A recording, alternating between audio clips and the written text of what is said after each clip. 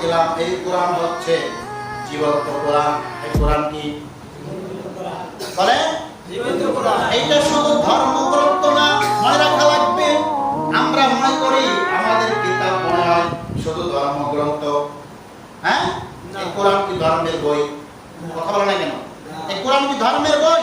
না, এই কোরআন ধর্ম বই না, এটা হচ্ছে জীবন বিধান। বলেন সুবহানাল্লাহ। এটা কি জীবন বিধান? বলেন এটা কি জীবন বিধান? জীবন বিধান।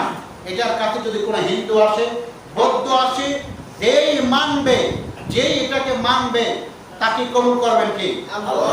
এটা আপনি দুনিয়ায় মানেন, দুনিয়ায় আপনাকে সফলতার চূড়ান্ত পর্যায়ে পৌঁছে দিবেন কে? আল্লাহ। আজকে কপাল খারাপ, মুসলমানেরা এই কোরআনকে মানতে পারে নাই। আজকে হিন্দু, আজকে বৌদ্ধ, আজকে খ্রিস্টান, ইহুদিরা কোরআন পড়ে, কোরআন রিসার্চ করে, গবেষণা করে, আজকে বিভিন্ন দুনিয়ার অনেক কিছু তারা সৃষ্টি করলো, আবিষ্কার করলো। মুসলমানের আবিষ্কার করতে পারে নাই, ঠিক কিনা? বলেন ঠিক কিনা? মুসলমান শুধু পরে আছে, মিলাদ দাঁড়িয়ে পড়বে না, হইয়া পড়বে না, চিত্রই পড়বে। হ্যাঁ, মুসলমানেরা পরে আছে, টুপি লম্বাড়া দেবে না, পাঁচকুলি দেবে। হ্যাঁ, লম্বাটি করলে জামাত জঙ্গি, পাঁচকুলি করলে করবে না ইহুদা, তাবলীগ করলে যেন পাবলিক, এর মধ্যে কিছু নেই, ঠিক কিনা? আমরা এইগুলো নিয়ে, হ্যাঁ, আওয়ামী লীগ করলে জাহান্নামী, বিএনপি করলে ওরা কোনো দাঁড়ে কাছেই নেই, ঠিক আছে? আমরা আজকে মুসলমান আছে গলগলি দিয়া। আজকে গরমের সময় দেখেন যদি একটা মসজিদে এসি থাকে, এসি, নামাজ পড়তে শান্তি না বলা কথা যায় না? যখন শহরে যায় দেখবেন শহর যে মসজিদে এসি আছে ওই মসজিদে মুসল্লি কম না বেশি গরমের সময়। কারণ কি? ওই মসজিদে নামাজ পড়ার শান্ত একটা পরিবেশ আছে। এই এসি আবিষ্কার করতে গিয়ে মুসলমানেরা কারা? ইহুদিরা। কারা? আজকে ফ্যান আবিষ্কার করে ইহুদিরা। আজকে যদি আপনি একটা মুফতি আমির হামদার কথা যদি একটা বদনা আবিষ্কার করতে পারতেন, তখন সাহিত্য হচ্ছে একটা আরাম পেয়ে। হ্যাঁ, আমরা কিছু করতে পারি নাই।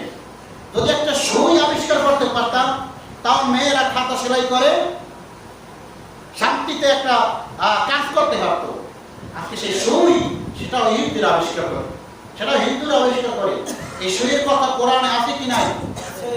কোথায় আছে বললে জানি না। হ্যাঁ, সূরার নাম সূরা আরাফ। সূরার নাম বলেন কি না? 7 নম্বর সূরা। কয় নম্বর সূরা?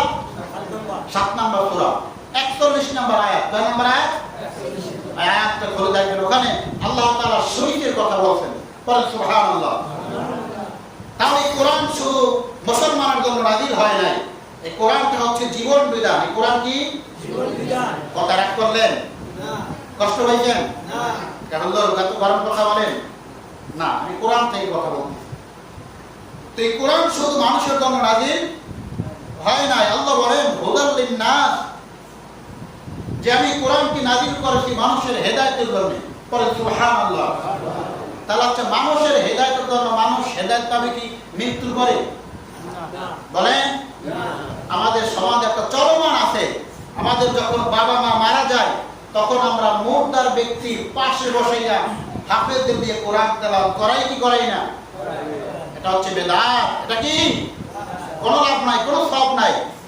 আপনি যদি জীবিত অবস্থায় একটা আয়াত পড়তে পারেন, একটা অক্ষর পড়তে পারেন, আল্লাহ রাসূলের হাদিস অনুযায়ী ওই একটা অক্ষর, একটা আয়াতে আপনাকে কিয়ামতের দিন বাঁচাইয়া আল্লাহর জান্নাতে নিয়ে যাবে। সুবহানাল্লাহ। বলেন না সুবহানাল্লাহ। আল্লাহর হাবিব সাল্লাল্লাহু আলাইহি ওয়াসাল্লাম বলেন, যারা এই কোরআন শিক্ষা করবে এবং আমল করবে, যারা কোরআনকে গ্রহণ করবে, কিয়ামতের দিন যদি তারা বিপদে পড়ে যায়, কোরআন শাফায়াত করে, সুপারিশ করে, জাহান্নাম থেকে বাঁচাইয়া আল্লাহর জান্নাতে নিয়ে যাবে।